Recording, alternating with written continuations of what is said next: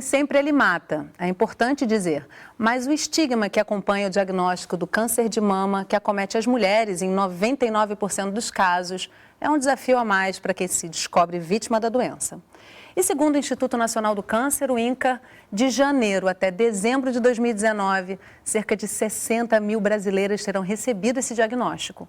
É um problema de saúde pública no mundo todo. E por isso mesmo, foco de campanhas de prevenção cada vez mais expressivas. No Sala de Convidados de hoje, a gente vai conversar sobre o câncer de mama e o Outubro Rosa. Há 4 meses atrás fui diagnosticada com câncer de mama e estou passando por 6 sessões de quimioterapia. Tenho 40 anos e descobri o câncer de mama em julho de 2017. A gente precisa estar atento ao nosso corpo. Que a alegria é o que faz matar células de câncer, porque o câncer se alimenta de tristeza. Para conversar com a gente estão comigo no estúdio Fabiana Tonelotto, chefe da mastologia do Instituto Nacional do Câncer, Carlos Vasconcelos, assessor técnico do Conselho de Secretarias Municipais de Saúde do Rio de Janeiro, e Mônica Travassos, mastologista da Sociedade Brasileira de Mastologia. E você também pode participar dessa conversa, é muito importante a sua participação. Mande as suas perguntas e comentários pelo WhatsApp 021 99701 8122, pelas redes sociais do Canal Saúde ou pelo 0800 701 8122, a ligação é gratuita. O que causa o câncer de mama? Qual é a gravidade de cada caso? Que tratamento seguir? Que resultados esperar desses tratamentos? São perguntas que se repetem com frequência nos consultórios médicos logo após a descoberta do câncer. Cada corpo tem uma história. Com essa mensagem, a campanha do Outubro Rosa deste ano reforça a ideia que o câncer de mama é individualizado e ainda que há vários tipos de câncer de mama. O que significa dizer que existe uma extrema heterogeneidade tumoral. Entre elas, as variações de tamanho do tumor ajudam a definir o estágio da doença. Para reduzir os danos do câncer de mama, estudos do INCA relacionam 3 fatores: reconhecimento da doença, acesso aos métodos de diagnóstico e tratamento adequado. O diagnóstico precoce tem aumentado. Hoje no INCA a gente tem recebido cerca de 50% dos pacientes em estágio 1 e estágio 2, mas ainda recebe 30%, 35% dos pacientes em estágio 3, estágio mais avançado, né? Isso só vai melhorar realmente com maior agilidade no acesso e conscientização das mulheres. E principalmente saber que câncer de mama não é uma sentença de morte. Câncer de mama tem tratamento, tem cura. Então você não tem que ter medo de descobrir o seu câncer de mama. Você não tem que tentar não descobrir, né? Você pode buscar descobrir que você vai ser tratado e você tem uma chance de cura enorme. A doença atinge mais mulheres do que homens. São 62,9 casos por 100 mil mulheres. No cenário nacional, as diferenças regionais chamam a atenção. O acesso à mamografia de rastreamento ainda é bem menor na região norte, se comparado ao sul e sudeste. A mamografia de rastreamento é feita quando não há nenhuma suspeita de câncer de mama. Ela é indicada para mulheres de 50 a 69 anos de idade, a cada 2 anos. O câncer de mama corresponde a cerca de 25% dos novos casos de câncer no mundo. Só aqui no Brasil, a doença chega a 29% das ocorrências. Não há uma causa definida, e sim fatores de risco. Um dos mais comuns é a idade. Cerca de 4 de cada 5 casos ocorrem após os 50 anos. O ponto determinante entre tratamento e cura é o diagnóstico precoce. É muito mais raro em mulher jovem, mas pode acontecer. É muito mais frequente a partir dos 50 anos, então 2/3 dos casos vão acontecer a partir dos 50 anos, mas antes disso a gente precisa estar atento ao nosso corpo. O nódulo, um caroço no seio, é a principal manifestação da doença. Está presente em 90% dos casos e pode ser percebido no toque. Outros sinais também podem ser indícios de câncer de mama, como pele da mama avermelhada, retraída, ou parecida com casca de laranja. Mamas muito diferentes uma da outra. Alteração no bico do peito, mudança na coloração da areola, saída espontânea de líquido do mamilo. Qualquer alteração, por menor que seja, deve ser investigada pelo médico. A recomendação é que a mulher investigue a mama com frequência e fique atenta aos sinais do corpo. Geralmente não dói, é indolor, então não precisa esperar doer para procurar um médico. E não tem que ter esse estigma mais que é incurável. Você tem que buscar, pelo contrário, buscar assistência, que o tratamento melhorou muito. Então, a maior parte, mesmo em países que têm rastreamento, exames de rotina, de check-up com mamografia, de longa data, grande parte é a mulher sempre que detecta. Então, a mulher tem que conhecer os sinais de alerta, né? Tem alguns outros sinais que podem também chamar a atenção. Nossos materiais, a gente informa isso para que a mulher perceba, conheça o que é normal para ela e perceba qualquer alteração sugestiva de câncer. Evidências científicas apontam que 30% dos casos de câncer de mama podem ser evitados com hábitos saudáveis. Investir em fazer atividade física, manter uma alimentação saudável, permanecer no peso corporal adequado, amamentar, evitar consumo de bebida alcoólica e evitar também uso de hormônios sintéticos como anticoncepcionais e terapias de reprodução hormonal pode contribuir para minimizar a incidência do câncer de mama.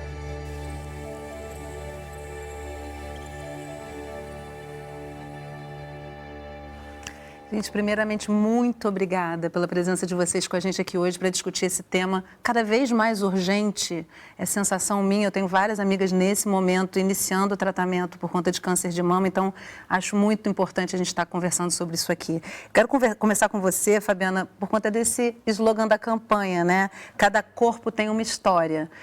O que mudou na forma de se chegar a essa mensagem para a mulher, principalmente, que é a principal vítima do câncer de mama? E o que se quer dizer com isso? Assim, não basta mais fazer o exame de toque, precisa se ir além. Cada mulher precisa observar de uma determinada maneira. Como é que funciona isso? Bom dia a todos, bom dia, obrigada pelo convite.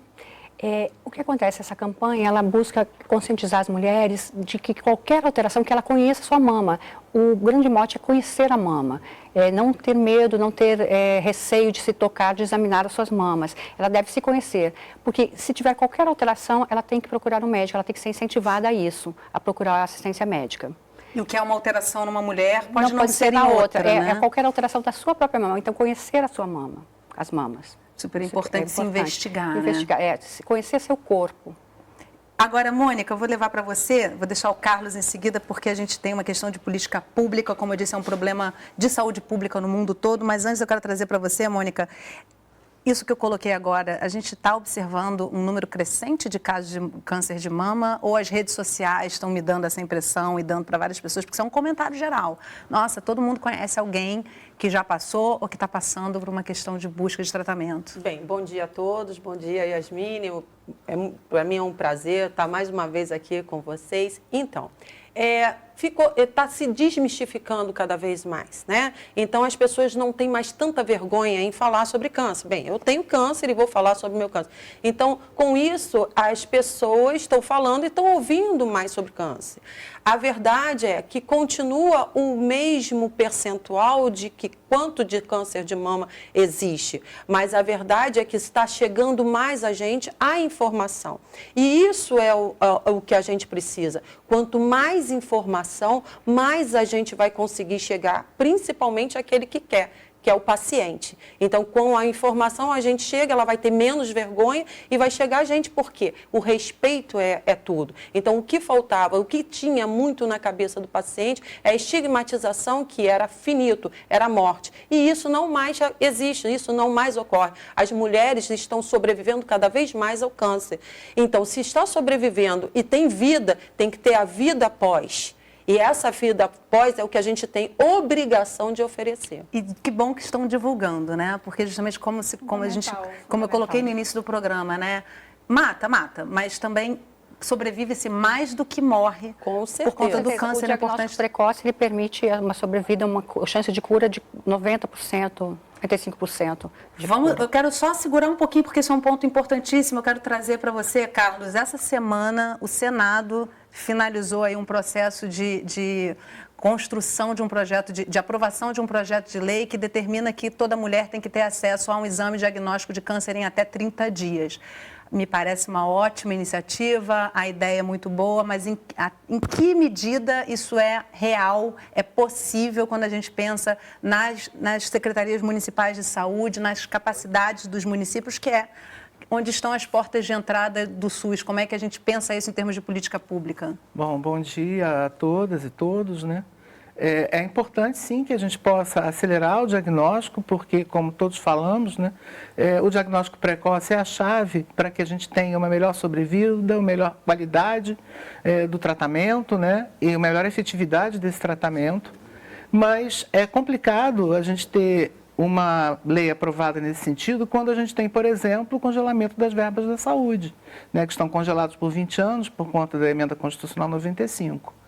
O diagnóstico, ele muitas vezes é dificultado por dificuldades, inclusive, de financiamento, né, dos procedimentos para que se chegue a esse diagnóstico, né? E também incentivos para que os municípios, que são quem no dia a dia atendem a população diretamente, tenham recursos para investir em maiores serviços de atenção primária, né, que é a saúde da família, porque é lá que a população vai no dia a dia, em serviços de suporte para, inclusive, dar o suporte emocional às pessoas que tenham um diagnóstico para que elas possam manter a sua estrutura pessoal e familiar, né? E também os serviços de média e alta complexidade. Então, é importante sim que o Senado esteja preocupado com isso, é bom, né? Mas a gente espera que, da mesma forma, tanto o Senado quanto a Câmara e o Governo Federal, eles se sensibilizem para ampliar os recursos para a saúde. Senão fica só um encargo da conta, senão né? é uma lei que não pega. A necessidade de fazer toda uma organização da rede de acesso aos exames complementares, às biópsias, aos diagnósticos de certeza. Então, tem que organizar toda a rede de assistência. Quer colocar alguma coisa? Não, o que ele falou foi de extrema importância. Não adianta ter medidas e leis que contribuam para correr, porque só fica dando uma demanda que a gente vai ser obrigado a cumprir sem ter condição de cumprir. E você vê, a gente pode fazer tudo isso, mas a gente tem restrições com patologia. Para onde a gente vai mandar uma punção realizada? O patologista não vai conseguir dar essa demanda, vai sair daqui, vai para qual estado conseguir isso? Então, vai demorar mais do que 30 dias. Então, o diagnóstico não vai ficar perdido por aí. Isso, a gente tem haver essa organização da rede, né? Primeiramente, tem que destacar que ela ainda não foi para sanção presidencial, então ainda não é uma lei finalizada, né? Mas está em discussão, ou seja, há uma atenção para essa necessidade do diagnóstico, então, né? Primeiramente, mas tem que haver uma organização e depois a lei ser aplicada. É o que a Fabiana está falando. Porque se não estiver estruturado, não adianta que vai dar errado. E dando errado, vai cair no embate, que todo mundo, não nem faz, nem chega, porque não vai dar certo. E às vezes a ideia é excelente, mas só que ela tem que estar bem organizada. Não adianta. Então, eu vou começar aqui também a privilegiar a nossa audiência, o pessoal que está nas redes sociais, porque esse tema realmente motiva bastante a audiência a encaminhar mensagens. A Patrícia Camargo mandou via Instagram, ela pergunta o seguinte: por que não se fala, vai um pouco na pergunta que eu já te coloquei, Fabiana, por que não se fala mais em autoexame nas campanhas?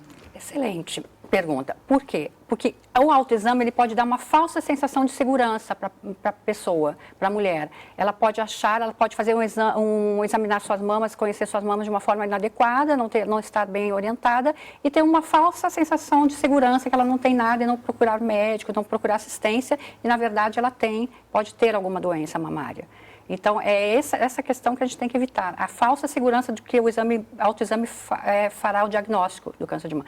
A mulher tem que se conhecer e assim procurar o médico, qualquer alteração. E aí eu tenho uma outra pergunta aqui, da Débora, de Laranjeiras, ela coloca com relação aos exames que são feitos em laboratórios, exames de imagem. Eu ouvi dizer que a mamografia pode acelerar a expansão de tumores e que não deveria ser feita todo ano por conta da radiação. Isso é uma grande polêmica, né? Afinal de contas, a gente se expõe à radiação com esse tipo de exame? A radiação da mamografia é muito pequena, extremamente pequena. Só que, se a gente fizer essas mamografias anualmente, com uma idade muito precoce, realmente já pode aumentar a chance de ter outros tipos de câncer. Na parede torácica, no pulmão, etc. Então, tem que pesar muito o risco-benefício. E também, por isso, as campanhas do Ministério da Saúde recomendam a mamografia para 50 ou 69 anos, que é um benefício maior em relação à diminuição da mortalidade. Carlos?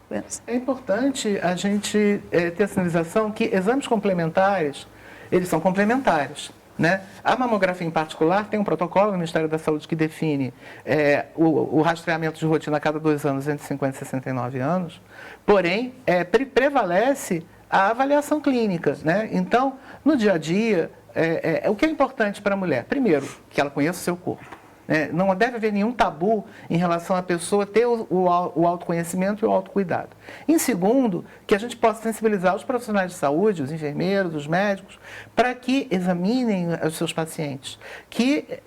Falando um termo popular, não só a anamnese, que é a investigação, a conversa, né, mas também examinar, fazer o exame físico, né? E aí sim, no caso de uma suspeita clínica, né, que ele tenha o acesso aos métodos diagnósticos e os exames complementares necessários, né? Porque uma mulher, independente de idade, que tenha uma lesão suspeita ou alguma coisa que está diferente, eu acho que é isso que Fabiana colocou muito bem.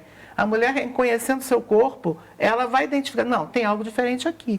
Né? E a partir desse diferente, o profissional de saúde ele tem que estar sensível também a ter escuta, né? Não desvalorizar aquela fala da mulher, que se tenha uma relação de confiança entre o profissional e a paciente e que a partir daí, né, o acesso, e aí é o papel nas políticas públicas das secretarias e tudo mais, o acesso aos meios que sejam indicados para aquele caso, eles estejam disponíveis em tempo adequado.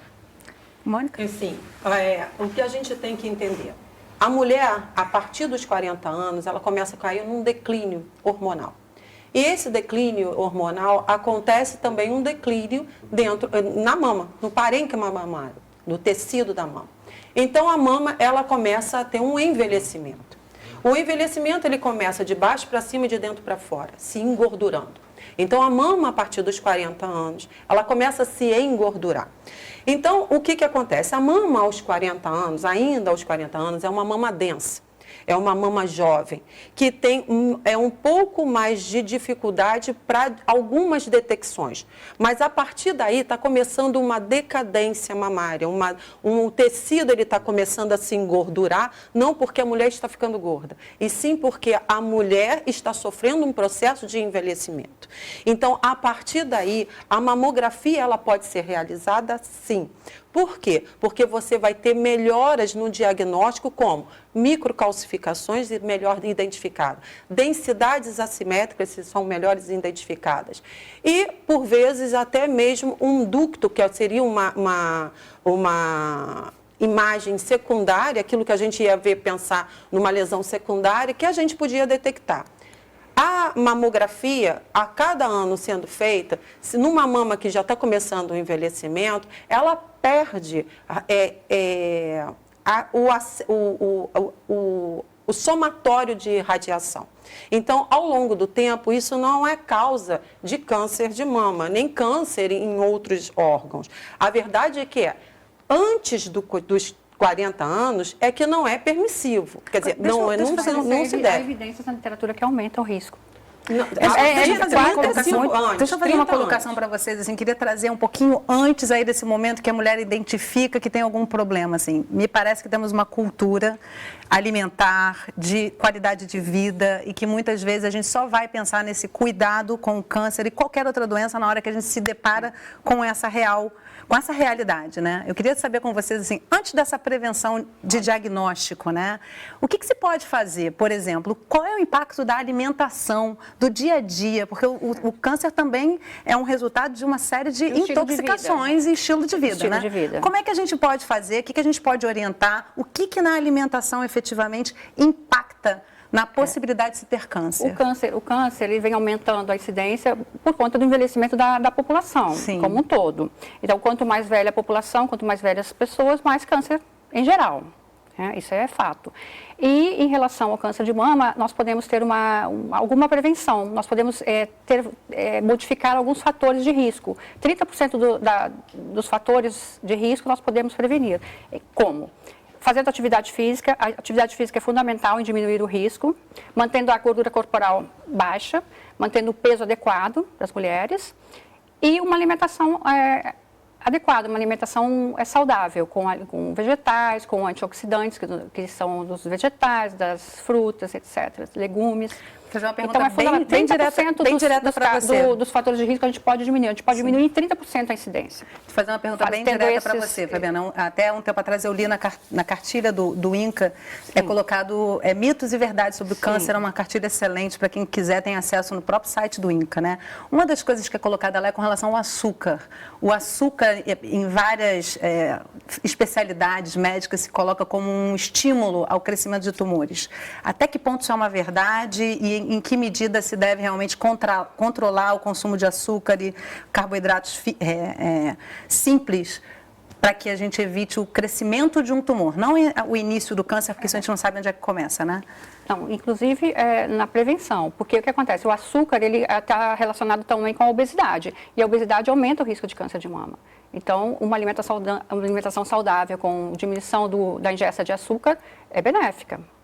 A gente não deve estimular o uso de açúcar. Nós devemos realmente diminuir o uso de açúcar, de sal, alimentação de alimentos processados, né? Inclusive do câncer como um todo, do câncer em geral, não só de mama. Alimentos processados aumentam o risco, o açúcar, enfim. Então, tem uma... Desculpa, Carlos, pode falar, por favor. Não, eu acho importante essa questão da obesidade, porque a gente vive uma epidemia de obesidade. Né? Não no mundo todo, mas em particular no Brasil. E é importante também haver políticas governamentais no sentido de trabalhar a questão dos alimentos que são oferecidos à população para que tenham menor teor de açúcar, menor teor de gorduras. Para quê? Porque hoje, no dia a dia, qual é a realidade do brasileiro, da brasileira e da brasileira média? A gente tem uma vida extremamente corrida, o brasileiro é urbano, muitas vezes não há um horário definido de alimentação, porque o trabalho é informal, né? Muitas vezes os alimentos mais baratos são justamente os alimentos mais calóricos e mais gordurosos. Mais processados. Né? E, além disso, muitas vezes a pessoa não consegue nem sequer se organizar em relação ao seu dia para ter um horário para fazer uma atividade física mais regular. E aí é importante, primeiro, a informação. Segundo, que a gente, ao dialogar com essa mulher, e isso começa desde a adolescência, que a gente possa, dentro da loucura do dia a dia, a gente encontrar soluções que possam melhorar essa questão da alimentação e dos hábitos de vida, para que a gente possa trabalhar com a realidade. Até porque se a gente não para isso, a vida para a gente para fazer isso, né? A doença para a gente. A gente tem que entender que existem dois tipos de prevenção. A prevenção primária e a secundária. Na realidade, não existe... o que seria a prevenção primária? Aquilo que você faz para determinar para aquilo ali não acontecer. Então, assim, os fatores de risco você pode modificar para que 30% não aconteça a doença. Mas, e a prevenção secundária, o que vem assim? São meios de detecção precoce para que já apareceu e você vai ter que tratar. Então, a gente tem que saber... Deixa eu te interromper. Então, já apareceu, você tem uma possibilidade de ter... Vou perguntar para ficar bem claro. A mulher que não tem nenhum sintoma, não tem nenhuma indicação, foi no médico, fez o exame, está tudo correto. Ela deve, a cada 2 anos, se expor à mamografia? Bem... Se ela não tem nenhuma Se ela não tem nada, ali. Se ela tiver acima de 40 anos, pela Sociedade Brasileira de Mastologia, ela vai fazer mamografia anualmente, tá? Então, depende de onde ela estiver. Isso é uma polêmica. Isso é uma polêmica. O Ministério da Saúde e o INCA recomendam, como em grandes serviços estrangeiros, também como no Reino Unido, mamografia a partir dos 50 aos 69 anos, bianualmente, porque há um maior impacto na redução da mortalidade nessa faixa etária. Com a observação que em suspeita clínica não vale esse não critério, vale, e a partir daí ela vai ter que ter acesso ao exame. Ouvir a voz do médico que está ali diante dessa mulher, acompanhando o histórico dela, se ela tem antecedentes ou não, enfim, aí o que acontece? Exatamente. Então, a gente tem o fator, a prevenção primária e a secundária. A primária, como bem a Fabiana botou, hábito alimentar, atividade física e tudo aquilo que ela vai ter que fazer. lembrar que, quando você perguntou sobre os açúcares, o que acontece com os açúcares? Você ingere açúcar, ela vai para o terceiro espaço. O terceiro espaço é gordura. Ela se transforma em gordura. E a nível metabólico, hepático, ela se transforma em estrogênio. Esse é o grande vilão. É aí que a gente tem que estar de olho. Então, não é só, tira o açúcar que você... Não. Tem outras reações que são reações metabólicas acontecidas a nível hepático e que a gente... E a obesidade, é gorda antes dos 40 anos. Vê bem, se você está obesa, você vai ser obesa se não se tratar sempre. E o risco da obesidade é a partir do climatério e a menopausa, que aumenta o risco de câncer de mama. Então, aquela menina jovem, que ela começa a modificar os seus hábitos para emagrecer, ok, ela está se prevenindo para o futuro. Essa é a verdade. Isso é importante. E outra coisa que a gente tem que ter em mente é que tudo vai-se por terra, quando a gente fala, quando a gente pega 10% da população que pode ter câncer, ser hereditário. Então, se é câncer hereditário, vai tudo por terra e a gente tem que estar com um screening, com um rastreamento para essa paciente diferenciado. Então, a gente tem que saber ao certo, personalizar o tratamento, porque como é que a gente vai fazer de grande população? Grande população, existe um tipo de recomendação, porque você não vai conseguir abraçar o mundo. Mas a paciente, onde que você pode personalizar, a personalização do tratamento, você tem como fazer. E isso depende só do médico. Isso depende que o médico passe essa informação, porque é isso que o paciente espera da gente. E todo mundo que está assistindo começar a pedir também isso. Eu gostaria de fazer uma colocação. A gente tem um minutinho para fechar o bloco, pode falar. Em relação à ingesta de álcool. O álcool também é um fator de risco, então a gente tem que estimular as mulheres e a população em geral a diminuir, né, Fabiana? Exatamente, diminuir a ingestão de álcool. É muito importante. Pensar assim como nós fizemos com o alimentação. tabagismo, que conseguimos diminuir a incidência, o uso de cigarro aqui no Brasil, a gente tem que fazer uma campanha de aumentar a atividade física, são campanhas nacionais. Eu acho que isso a gente tem que começar a pensar. Se a gente prestar atenção, E as no mulheres uso do cada álcool vez estão diminui. mais jovens bebendo. E mais, Isso, né? aumenta o risco, aumenta o risco.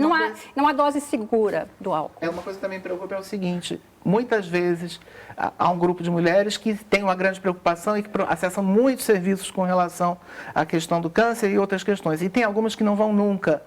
O nosso desafio é pegar essas, alcançar essas, que nunca procuram, porque às vezes tem receio do exame diagnóstico, porque às vezes não tem acesso mesmo. Né? Então, o nosso desafio agora na saúde, não só pública, como também na minha privada, é a gente sensibilizar. Né? Eu conheço, por exemplo, pessoas que têm inclusive acesso a planos de saúde e tudo, mas têm medo de procurar um ginecologista, um mastologista, ou de fazer um exame preventivo. Né? Mas por isso é importante essas campanhas, né? A campanha e mobilizar aquela que a gente não ainda sensibilizou. É fundamental. É importantíssimo que ele falou. É o que a gente está tentando fazer aqui com esse programa. Espero que ele chegue ao maior número de pessoas e mulheres, principalmente, possível. Preciso fazer um intervalo rapidinho, mas a gente tem mais informação para dar aí no próximo bloco. Então, a gente faz um intervalo bem rápido. Não sai daí que a gente volta já conversando sobre câncer de mama.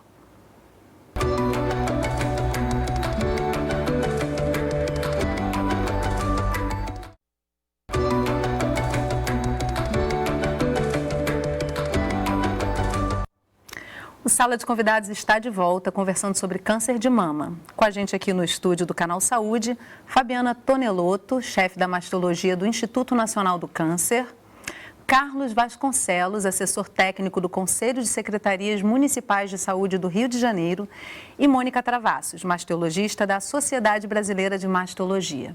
E você também pode participar dessa conversa. Mande as suas perguntas e comentários pelo WhatsApp 021 99701 8122, pelas redes sociais do Canal Saúde ou pelo 0800 701 8122. A ligação é gratuita. As estatísticas não conseguem ler as histórias de cada paciente que recebe o diagnóstico de um câncer de mama. Apoio de outras mulheres, da família e de grupos de apoio acabam sendo parte imprescindível do tratamento. Vários nomes, muitos casos e o mesmo diagnóstico: câncer de mama. O quê? Simone levou um susto ao receber a notícia. Que me paralisou. Eu falei, mas é câncer de mama? Eu só perguntei para ela assim, tem cura? Com Kátia, não foi diferente. O médico falou, sei que onde é que está o câncer? Está aqui. Valquíria, da rede de apoio Renascer, grupo de mensagem de aplicativo, explica que o medo do diagnóstico está atrelado ao estigma da doença. O medo do diagnóstico vem pelo fato de que a gente não sabe o que vai ser da nossa vida, o que a gente vai encarar, cada caso é um caso. Você pode passar muito bem, não sentir nada, mas você pode passar o que quase todo mundo conta. Como a mulher vai ter a sua vaidade alterada, né, porque ela vai perder cabelo, cílios, pelos, ela depois pode sofrer uma mastectomia como eu fiz, mas eu como tive sempre muito apoio da minha família, apoio da rede de amigos, eu tive isso muito forte em mim. Depois de fazer uma mastectomia, retirada radical, ou seja, completa do seio direito, Valquíria optou por não fazer a cirurgia reconstrutora e passou a ser modelo de campanha de controle do câncer de mama. Desde então, exibe uma cicatriz como um troféu. A partir da experiência de vida dela, ajuda outras mulheres a se reinventarem após a doença. Antes, ela era secretária. Hoje, anima bares e festas como DJ de karaokê. Isso me traz gotas de cura, porque a alegria é o que faz matar células de câncer, porque o câncer se alimenta de tristeza. Vamos deixar a tristeza de lado. Simone e Kátia também fazem parte do grupo Renascer. Elas afirmam que faz muita diferença compartilhar as dores, dúvidas, conflitos com quem passa pela mesma situação. Hoje as minhas companheiras são Cabelinho do Bem, o grupo Que Tal Ser Feliz Todos os Dias, que está tendo sempre passeio, Paquetá, Museu da Manhã, né? Tem lá nosso Instagram, muito bom, Laço Rosa. Todo mês tem uma Celebrando a Vida, uma festa pra gente lá, a gente se inscreve, tá lá toda uma vez no mês, então quer dizer, isso ajuda muito, é muito bom. Chamei minha irmã, falei assim, vamos passear comigo lá fora, para mim poder, como as pessoas vão me olhar para mim. E passou perto de uma mulher, tinha uma mulher com uma touquinha na cabeça, ela virou para mim e falou assim, eu também tenho câncer. Aí eu falei, então não tô sozinha. A fragilidade do corpo físico abala também a autoestima, que frequentemente está atrelada à imagem que se vê no espelho. E quando falou que caiu o cabelo, minha filha, eu bati na mesa dele, falei, pode cair tudo, eu morro com esse câncer, mas não vou arrancar meu cabelo. Ele falou assim para ela, eu falei, meu cabelo não, porque no meu psicológico, as pessoas iam olhar para mim e falar assim, ela é cancerosa. Iam rir de mim, e o meu autoestima foi para baixo. A única coisa que mexeu comigo foi eu ficar careca, eu entrei em desespero. Tanto que lá no INCA 3 a gente podia trocar de peruca. Eu entrava loura, saía morena, entrava com cabelos longos, saía Chanel. E assim, os 8 meses de quimioterapia, eu não conseguia me olhar no espelho. Meu marido nunca me viu careca em casa. Em abril, tirei a mama, mas assim, a mama nem me doeu tanto. Podia até arrancar outra, mas a parte do cabelo, para mim, até hoje eu choro. Elas contam que, em alguns casos, a família e até mesmo o relacionamento amoroso sofrem alterações. E, às vezes, quem está ao lado não suporta as dificuldades que a doença gera. Eu demorei tanto tempo para casar, entrar de noiva na igreja, aquela coisa toda, desde 15 anos que eu tinha esse sonho. Agora, meu casamento está acabando, porque meu marido não é o meu companheiro depois da doença. Simone superou a doença. Em 1 ano, eu fiz meu tratamento, eu fiz tudo e fui curada. Kátia, que teve o diagnóstico de metástase, segue com o tratamento. No nosso caso, que é metatástico, tem tratamento pro resto da vida. Estou limitada a tudo. O câncer de mama aproximou estas mulheres, mas o que as mantém unidas é a coragem de continuar a sorrir, de agradecer e apreciar a beleza das flores.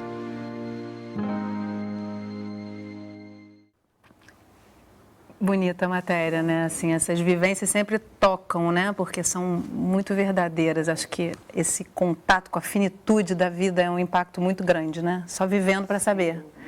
Agora, uma coisa que me chamou a atenção é essa informação que a paciente dá de que ela foi abandonada pelo marido, porque isso é um dado estatístico grande, né? 70% das mulheres com diagnóstico de câncer, essa semana vi uma notícia falando disso, 70% dessas mulheres são abandonadas pelos companheiros. E aí a outra paciente fala que a alegria é muito importante porque a tristeza alimenta o câncer.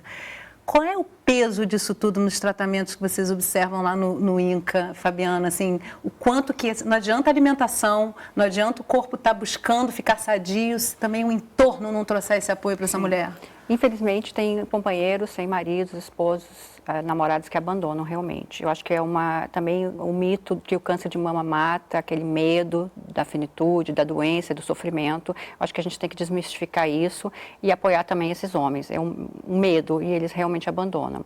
Agora, nós temos que fazer todo o possível para essa mulher ter um bom tratamento e um tratamento que ofereça a ela uma reconstrução, que ela tenha um mínimo de dificuldade em relação ao seu corpo, que ela tenha uma reconstrução mamária, ou imediata ou tardia, quando não possível por indicação clínica ou outros fatores, imediata, que se faça uma reconstrução mamária posterior, para que ela possa melhorar a sua autoestima, resgatar a sua autoestima. E o que a gente vê muito é que mulheres que passam por esse sofrimento, por esse tratamento do câncer de mama, depois elas renascem. Elas renascem com uma força interior muito, muito forte, com uma vontade de viver. Mulheres que eram mais quietas, singelas, elas têm uma força, elas voltam com uma autoestima elevada, com vontade de ver. Acho que foi uma prova, né? É uma prova uma prova e uma superação, é uma superação da doença. A gente vê isso com muita frequência. A mulher fica muito mais forte. Precisa, né? Agora, ampliando um pouquinho esse olhar aí, é muito difícil para a família também que está em volta, né? Ver essa mulher que muitas vezes era exatamente quem cuidava da família toda, fragilizada, muitas vezes tendo que fazer uma cirurgia para retirada da mama, enfim, é todo um processo que acaba envolvendo a família toda. Como é que a gente está hoje em termos de política pública, Carlos, para dar esse apoio também a essa família como um todo, né? Existe, você percebe, sabe, da existência de políticas que possam impactar nisso de alguma forma?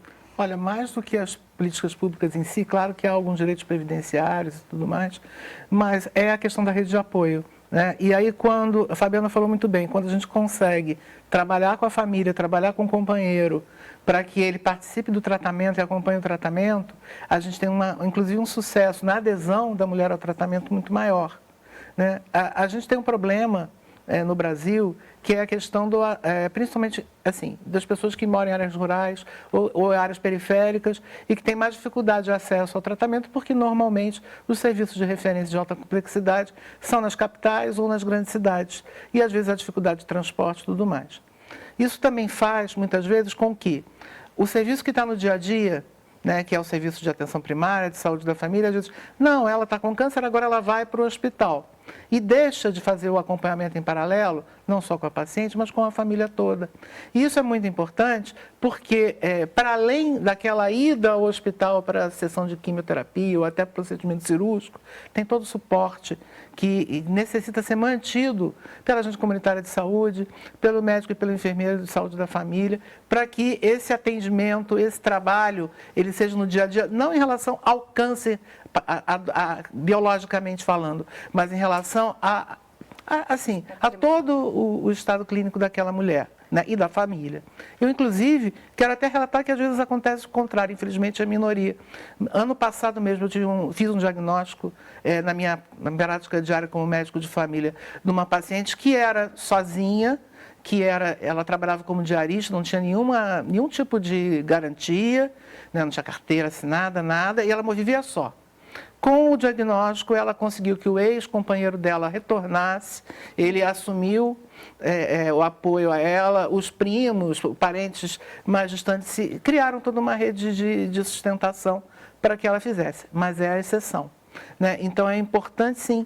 E aí, o telespectador, ele também pode se mobilizar para isso. Quando a gente sabe de alguém com câncer, de mama ou outra, é importante a gente estar junto. A gente vence o estigma, né, dando espaço para a pessoa conversar quando ela quer e o respeito, né, como Mônica falou, né, para aquela pessoa, para que ela tenha aquela prova de vida e ela possa passar por isso e superar e ter a rede de apoio formada. Até porque a vida segue longa depois disso, muitas vezes. Agora, né? Uma coisa, Yasmine, eu fico vendo, sempre a gente está falando, quando bota alguns personagens para falar, elas falam sempre de mastectomia.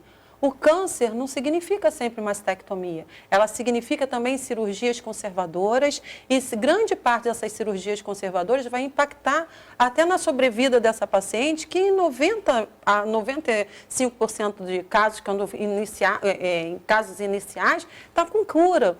Então, a gente tem que procurar os pacientes também onde teve o sucesso na sua detecção e sucesso naquele tratamento. Não quer dizer que mulher que fez mastectomia, ela não tenha sucesso no tratamento, mas a gente tem que mostrar o outro lado da moeda, porque o que nós fazemos aqui, de dar informação, é exatamente para pegar casos iniciais, aonde não a mastectomia nem sempre é a cirurgia final. Às vezes, uma cirurgia conservadora, a paciente vai sair muito bem.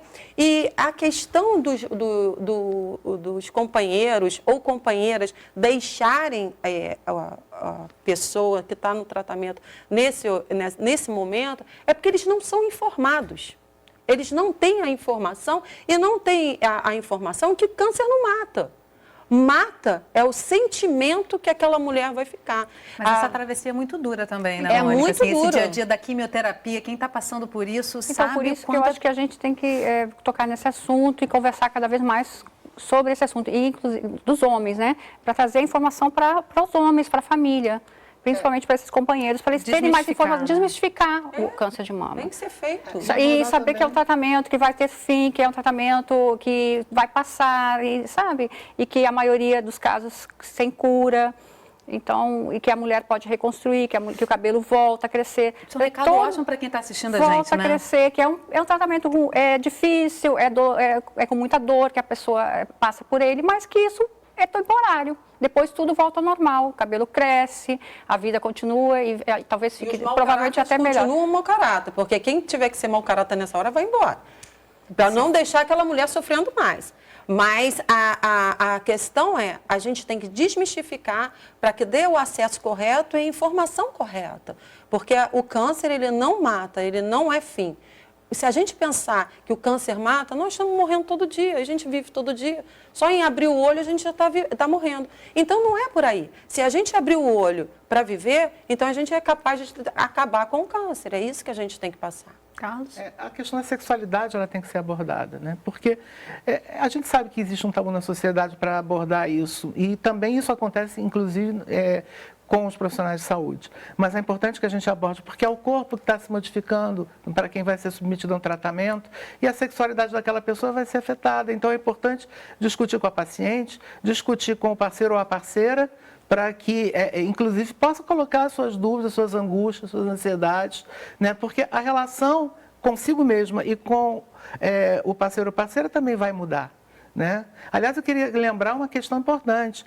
Quando a gente fala, os homens têm uma incidência baixa, mas a gente tem que pensar também nas mulheres trans que fazem tratamentos de hormonização e tudo mais, e que aí pela questão, inclusive, da exposição hormonal, que também aumentam sua situação de risco e também devem ser consideradas de forma diferenciada. Ou seja, são questões que não podem ser tabu, porque quando a gente trabalha a questão da saúde, a gente tem que pensar na integralidade e abordar o conjunto das questões que passam na cabecinha da gente. É importante trazer realmente, porque é 1%, mas há casos, né? E é também importante trazer de volta aquela primeira menção que a gente fez lá no início do programa, né? Que é conhecer o próprio corpo. Então, seja homem, seja mulher, tenha liberdade consigo próprio para poder...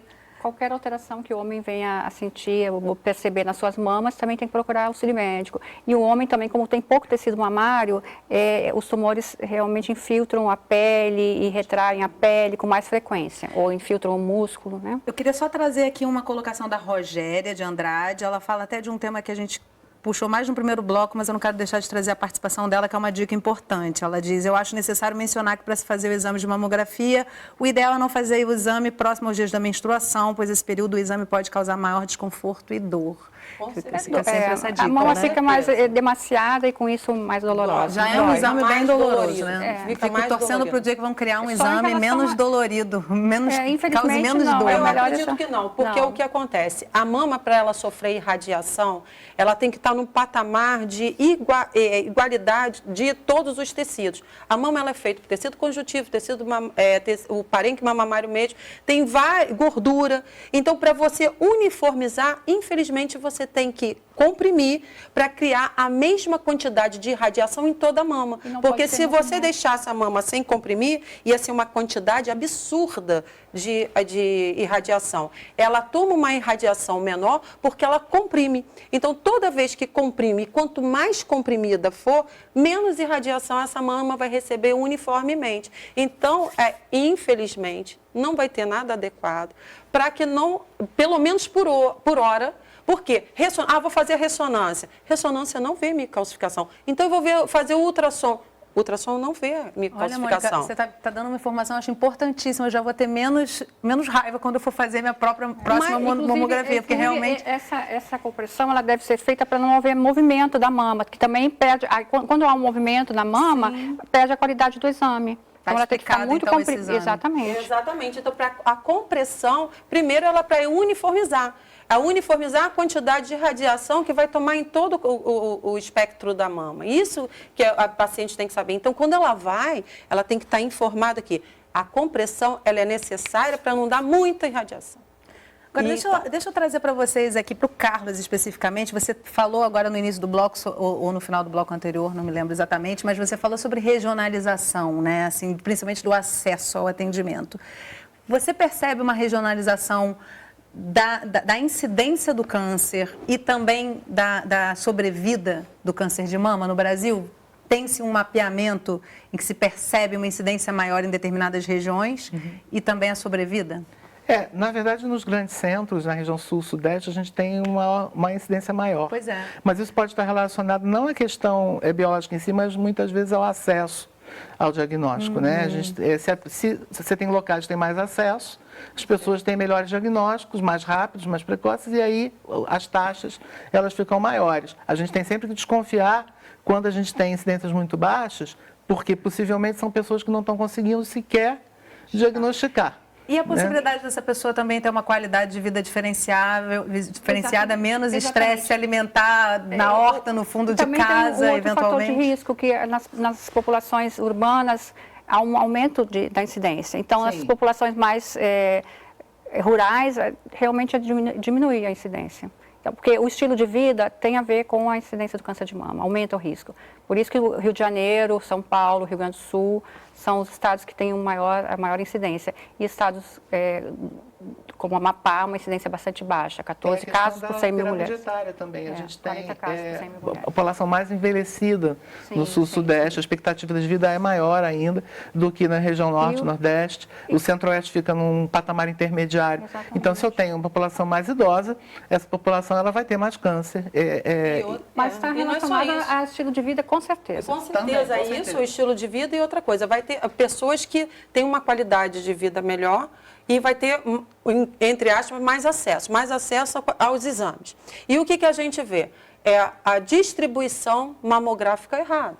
A maior quantidade de mamografia está na região entre sul e sudeste. Então, vai se fazer mais diagnóstico. O que acontece com isso? As outras regiões ficam defasadas. Nós temos mamógrafos o suficiente para a demanda populacional no Brasil? Sim, mas ela está mal distribuída. Ela está na região sul e sudeste. E o que acontece isso? Vai acabar fazendo mais diagnóstico aonde? Aqui. Então, o que a gente tem que emparelhar? A gente tem que conseguir fazer um rastreamento, um mapeamento da onde está realmente a necessidade. Ele bem mostrou. O que está acontecendo? Será que a nossa atenção primária não chega? Chega. Mas de que qualidade essa atenção primária ela vai chegar? Será que a gente não vai ter que falar com os nossos médicos da atenção primária como é que vai fazer o acesso para esse paciente? Porque qual é a visão que o paciente tem? Eu já vou ter dificuldade para fazer um exame e com essa dificuldade ainda vou descobrir um câncer que eu vou morrer, não vou fazer. A gente precisa lembrar que nós temos hoje centenas de municípios no país que ainda não tem inclusive profissional médico no território. Né? E isso é uma questão que está colocada, né? E aí é muito mais difícil para essas pessoas chegarem. Aqui no Rio de Janeiro mesmo, por exemplo, se for comparar a situação do município do Rio de Janeiro com a região da Baixada Fluminense, nós temos municípios que têm menos recursos para poder gerir a sua saúde, né? E também tem uma cobertura na atenção primária menor. Isso sem contar que quando a paciente tem um diagnóstico, muitas vezes ela tem que se dirigir ao Rio de Janeiro, ou numa outra região, por exemplo, a Campos, né? Isso também acontece em outros estados, o que faz com que esse tratamento seja mais caro, porque tem o transporte. Esse transporte muitas vezes não é financiado pelo poder público, né? Então, são questões que acabam interferindo no tempo, na demora, né? Porque aí um diagnóstico... Mas a alta complexidade realmente tem que ser em centros maiores, né? Sim, verdade. Porém, o papel do poder público, por meio da regulação, é garantir que haja o acesso e que esse acesso seja um acesso de qualidade e eficaz. E eu queria trazer uma colocação para vocês, assim, o câncer é uma doença multifatorial, qualquer tipo de câncer, né? Muitas pessoas vão encontrar nódulos de forma casuística, assim, vão fazer um exame para uma outra coisa e acidentalmente descobrem um câncer, né? Então, essa percepção dessa multifatoriedade é super importante, esse cuidado prévio contínuo, né? Então, assim, como é que a gente pode, para além dessa situação de estar sempre fazendo campanha, conheça seu corpo, para qualquer tipo de doença, né? É importante você perceber sintomas do que quer que seja que esteja errado, né? Para quando chegar na alta complexidade, a gente ter um afunilamento real, né? De necessidade. E aí uma telespectadora nos encaminhou aqui uma mensagem, uma pergunta que eu acho importante a gente frisar agora no final do programa. A Fernanda Bernardino encaminhou via Instagram, perguntando qual é o maior fator de risco para o câncer de mama. Se a gente fosse falar assim, maior ponto de atenção ali, Fabiana? Não, o maior fator de risco é ser mulher, né? O sexo feminino é o maior fator de risco, né, Mônica? Ser mulher, porque o câncer de mama está relacionado aos hormônios femininos, então por isso nós temos esse risco, né? O maior risco. Então é ser mulher, ter o estilo de vida. Nós temos que procurar mudar o nosso estilo de vida, fazer exercícios físicos, alimentação, manter o peso saudável, porque ele está relacionado diretamente ao estilo de vida moderno. Temos que estimular as mulheres a amamentar mais, as mulheres estão tendo filhos mais tarde, poucos filhos, tudo isso aumenta os seus riscos. Então, a gente tem que mudar a cultura mesmo, é uma cultura de ter uma vida mais saudável, de autocuidado. Exatamente, ser mulher, a primeira menstruação ser muito cedo, com uma menopausa muito tardia. É muito cedo, então, Mônica? É muito cedo entre 10 e 11 anos, que acontece muito no Brasil. Antes de 12 anos. Entendeu? Então, assim, a gente tem um período de menstruação muito longo, porque se a mulher vai menopausar aos 50, aos 51, são pelo menos 40 anos menstruando. E se essa mulher, como a Fabiana botou, engravidar muito tarde, a partir dos 36 anos, então ela ficou menstruando e fazendo alterações na mama muito maior. A mama vai ficar mais densa, ela não vai envelhecer tão rápido. Então, cada vez que a gente contribui com isso, a gente está contribuindo para o fator contrário de tudo que a gente está falando. Então, o certo seria engravidar muito cedo. Não. Olha só, saber a padronização do nosso corpo. A gente não está conseguindo modificar ainda geneticamente nada disso. A gente tem que, com esses fatores de risco já conhecidos, a gente conseguir mobilizar.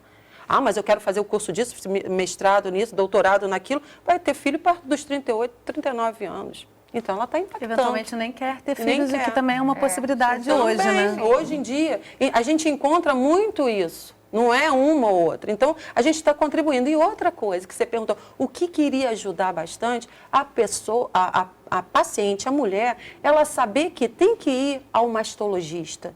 E ela começa essa vida sexual, ela começa a ter a mama em si, a partir dos 30 anos, ela tem que ter um mastologista. Vai ao mastologista pelo menos uma vez ao ano. Por quê? Porque ele que é o médico responsável. Se eu for na atenção primária, você vê, vai na atenção primária, se tiver alguma alteração, ele vai ser capaz de pedir os exames corretos. Você está personalizando o seu tratamento, está melhorando esse afinamento que vai ter no final. Então, assim, vai ajudar tanto com a atenção primária, quanto lá quando chegar no mais complexidade, onde a Fabiana tem que ficar... tentando atender todo mundo, porque lá não fizeram lá atrás aquele empoderamento real da mulher. Então, a gente tem que começar a entender que a gente necessita muito do setor primário, muito. Com médicos capacitados para poder chegar lá e fazer um atendimento digno. A gente tem que estar atrás da dignidade. Com certeza. Então, eu acho que essas campanhas do Outubro Rosa e toda essa questão de conversar sobre o câncer de mama, a gente tem que ter uma posição bem clara e uma atitude do setor público em capacitar esses médicos da unidade básica e de que eles se sensibilizem em relação à saúde das mamas, que eles tenham condições, por capacitação, por cursos e por incentivos, de fazer um bom exame clínico das mamas, de saber as indicações de mamografia, de saber como se faz o exame das mamas, quando que indica um exame complementar, enfim, fazer o diagnóstico correto.